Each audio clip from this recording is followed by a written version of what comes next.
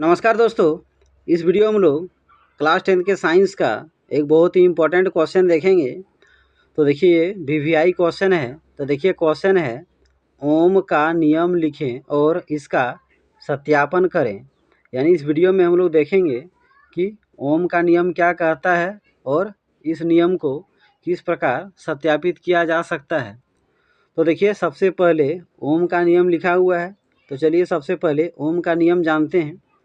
नियत ताप पर किसी चालक के सिरों के बीच का विभवांतर उसमें प्रवाहित धारा का समानुपाती होता है। तो ओम का नियम क्या कहता है? ओम का नियम कहता है कि नियत ताप पर यानी किसी दिए गए निश्चित ताप पर किसी चालक के सिरों के बीच का विभवांतर उसमें प्रवाहित विद्युत धारा होता है उसके समानुपाती होता है। यानी विभवांतर किसका समानुपाती होता है? विद्युत धारा का।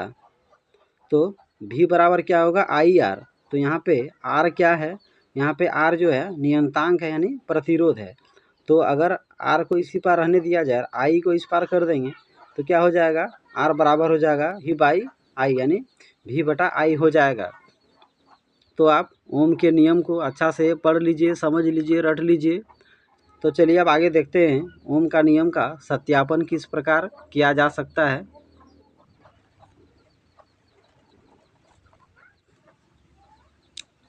तो ये देखिए यहाँ पे एक फिगर बना हुआ है। इस फिगर को पहले देख लीजिए।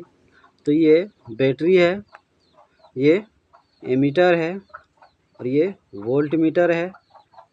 उसके बाद जो RH लिखा हुआ है ये रियोस्टेट है। तो चलिए ओम का नियम का सत्यापन किस प्रकार किया जा सकता है, चलिए देखते हैं।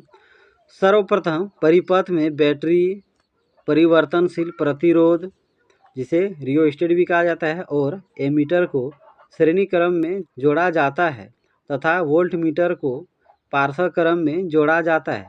तो परिपथ में बैटरी को, ये बैटरी है, परिवर्तनशील प्रतिरोध इसका बात हो रहा है, ये है रियोस्टेट, इसे परिवर्तनशील प्रतिरोध या रियोस्टेट कहते हैं। और एमीटर, ये एमीटर है, यानी एमीटर को, बैटरी को और रियोस्टेट को तीनों को श्रेणी क्रम में जोड़ेंगे तथा वोल्ट मीटर को पार्श्व क्रम में जोड़ेंगे। तो इसे आप रट लीजिए। क्या करना है? सबसे पहले बैटरी को, रियोस्टेट को और एमीटर को श्रेणी क्रम में जोड़ना है। उसके बाद वोल्ट मीटर को पार्श्व क्रम में जोड़ना है। जब कुंजी ऑन करते हैं तो क्या करते हैं? जब कुंजी को ऑन करते हैं, यानी प्लग जो है स्विच को ऑन करते हैं, तो ये जो के है ये कुंजी है। तो जब कुंजी को ऑन करते हैं तो परिपथ में धारा प्रवाहित होने लगती है।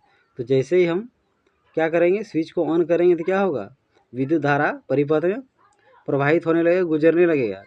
इस प्रकार प्रवाहित धारा, विद्युत धारा को I से डिनोट किया जाता है, को एमीटर पर, और विभवांतर को V से डिनोट करते हैं, को वोल्ट मीटर पर पढ़ लिया जाता है।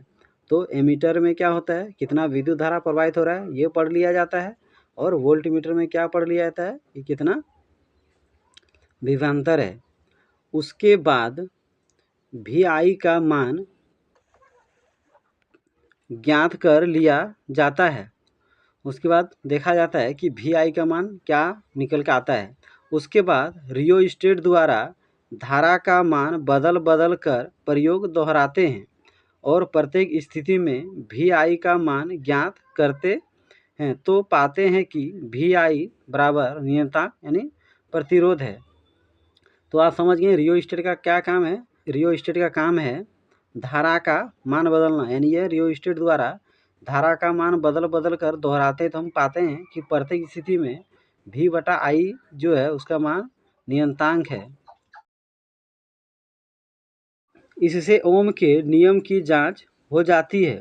तो जो रियोस्टेट से I विद्युत धारा का मान बदल बदल कर उसका मान VI का मान नोट किया गया, तो उससे ओम के नियम का सत्यापन हो गया।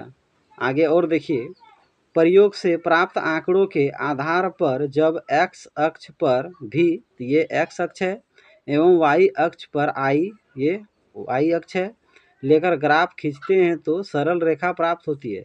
तो ये जो आपको दिख रहा है रेखा, ये सरल रेखा है। इससे भी ओम के नियम की जांच हो जाती है। यानी जब विद्युत धारा और विभवांतर दोनों का मान लेके ग्राफ बनाएंगे तो जो सरल रेखा प्राप्त हो जाएगा, तो समझ जाइए कि ओम का नियम प्रूफ हो गया, सत्यापन हो गया। तो ये क्लास 10th के लिए बहुत ही इम्पोर्टेंट क्वेश्चन है।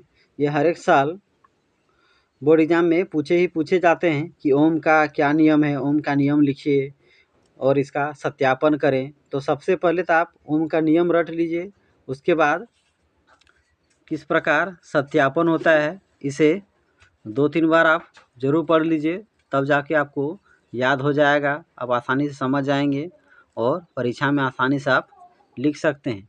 तो अगर मेरा वीडियो आपको अच्छा लगता हो तो मेरे यूट्यूब चैनल को ज़रूर सब्सक्राइब कर लीजिए।